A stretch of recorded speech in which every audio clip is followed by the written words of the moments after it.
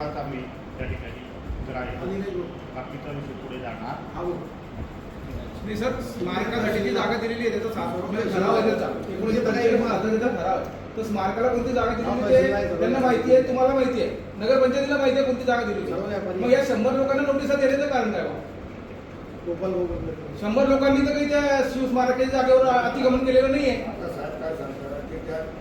सर्व बाकीचे तो विषय सोडून सर्व निरस्त करतात. सर, हे ग्रामपंचायतच्या वेळेला ठराव झालेला शिवस्मारक ही जागा जी आहे काय दिलेलं सर्वांना माहिती आहे सर. मग बाकीच्या व्यापारी एका जागेसाठी किंवा एका व्यापाऱ्यासाठी तुम्ही 100 लोकांना त्रास का देताय बा? हा विषय महत्वाचा आहे सर. आता नाही तो बघा, कारण त्यांनी 177 गट आणि 177 1 आणि 2 पूर्ण गट त्यांनी मागितलं नाही.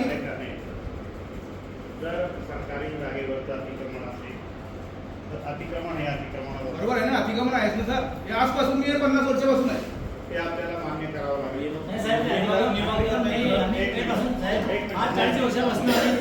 एक मिनिट सर्व काही आहे. आपण तुम्ही ते तुमच्या नावावर नाही करून घेतली ना. नाही, नगरपंचायतीने आपण नाव घेतलेली नगरपंचायत भाडेपट्टा घेते ना.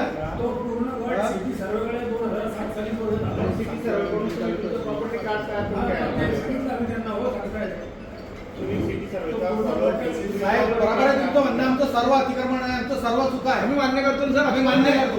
पण तुमच्याकडनं आम्हाला न्याय मिळायला पाहिजे ना. बस शिवस्मारकाची जागा आहे सर, तिथे शिवस्मारक उभारा. आमची इच्छा आहे, आमची इच्छा आहे तिथे करा तुम्ही. पण जिथे करायचं आहे ते जागा आहे तिथेच करा सर. बाकीच्या लोकांना विटीस नको धरू ना. नाही, आता मी शिवसाहेबांशी बोललेलो आहे.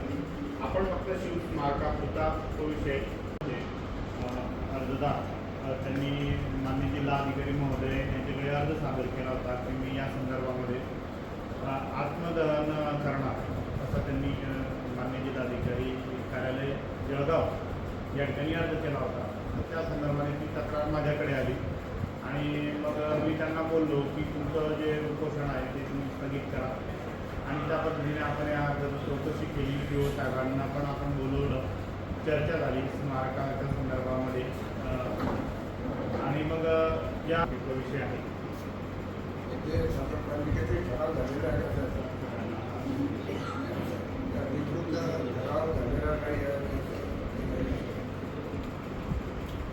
सर्वांना द्यायची गरज नाही साहेब. पासून बदललेले दुकान आहे साहेब. ग्रामपंचायतीने भाडेपट्ट्याने दिलेले दुकान आहे सगळे. भाडेपट्टा वसूल दरवर्षी होतोच आहे नियमानं.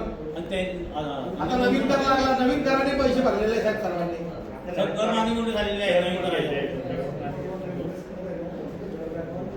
ग्रामपंचायतीचे कर भरले याच्या आधी, नंतर आता नगरपंचायतीचे नवीन कर बी सरळ भरता येईल सर. सर्व हा विषय आला नसता असं आपल्याला सगळ्यांना ज्ञात आहे. परंतु कसं आहे, आता स्मारकाचा विषय आला त्याच्याबरोबर हा विषय जोडून ना सर. आमचं तेच म्हणणं आहे की बा स्मारकाच्या विषयापुरते स्मारकाचा विषय तेवढाच घ्या. बाकीच्या लोकांना वेठीस धरू नका, बाकीच्या लोकांना त्रास देऊ नका बा. 120 दुकानाचं बाकीच्यांचा काही संबंध नाही सर. 2001 मध्ये पण असं झालं होतं. त्यावेळेस 500